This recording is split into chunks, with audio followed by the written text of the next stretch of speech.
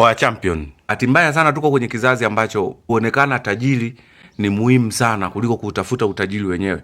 Ndio maana unaona vijana wengi wana focus kuonekana matajiri kuliko kutafuta utajiri wenyewe.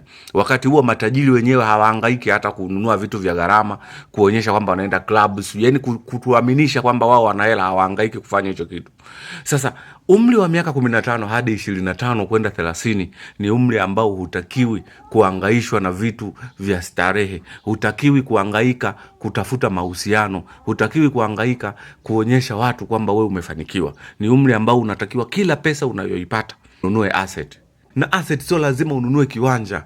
Asset sio lazima sijui ununue vitu vikubwa vikubwa ufungue mabiashara, hapana. Asset unaweza kununua ukafuga hata sungura hapo nyumbani. Ukafuga hata simbilisi. Ukanunua vifaranga vya kuku. Vifaranga vya kuku ni 5,000 bro. Umenielewa? Unaweza kununua vifaranga vya kuku.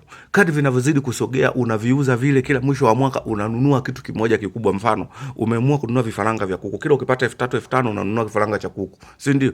Kila mwisho wa mwaka kuku wanakuwa wamekuwa ni wakubwa na wengine wamezaliana. Unatoa wale, unavuna wale kuku wakubwa, unanunua nguruwe ama unanunua mbuzi kama uko maeneo ambayo unaweza kufuga. Kila mwisho wa mwaka ukivuna utapata mtaji wa kuanzisha mradi wowote ule. Yaani huwezi kukota 700,000 milioni kila mwisho wa mwaka ukiamua leo kufuga vikuku.